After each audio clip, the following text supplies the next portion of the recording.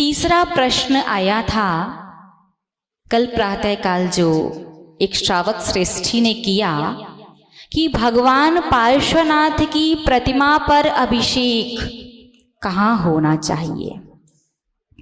तो सबसे पहले आप लोग एक बात का ध्यान रखो कि पांडुकशिला पर कम से कम 7 या 9 इंच की प्रतिमा विराजमान करो, उससे छोटी मत करो, क्योंकि ठीक से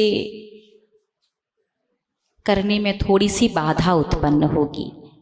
यद्यपि हमें बताने की आवश्यकता नहीं है कि अभिषेक कहाँ से करना चाहिए, क्योंकि सब जानते मस्तकाभिषेक होता है तो भले ही प्रतिमा पार्श्वनाथ की हो या अन्य किन्हीं भी तीर्थंकर की, अभिषेक मस्तक से ही करना है। मस्तक यहाँ से शुरू होता है।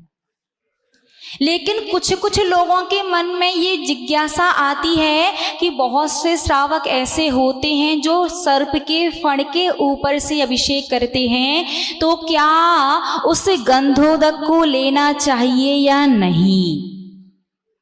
प्रश्न समझ में आया। कुछ कुछ श्रावक होते हैं, उन्हें लगता है मस्तक से तो कर दिया, अब फण से और कर दो।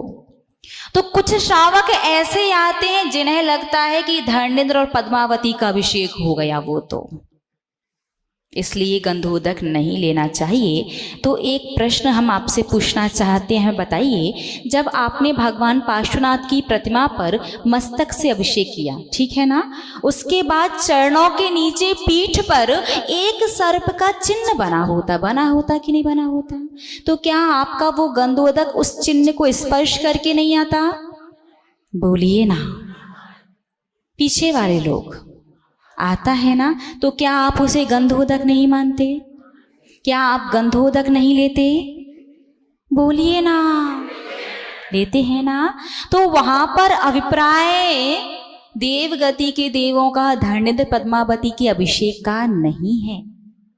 वो तो भगवान का चिन्ह सर्प है। और भगवान पार्श्वनाथ पर जब मुनि अवस्था में उपसर्ग हुआ था, तो उनके उपसर्ग को दूर करने के लिए जो धर्मेंद्र और पद्मावती आए थे, उन्होंने भगवान के सिर के ऊपर सर्प के फण का छत्र बना करके उपसर्ग को दूर करने का प्रयास किया था। इसलिए बहुत सारी जगह प्रतिमाओं पर या अधिकांश प्रतिमाओं पर फण बनाया जाता है, लेकिन अभिप्राय देवों के अभिषेक का नहीं है।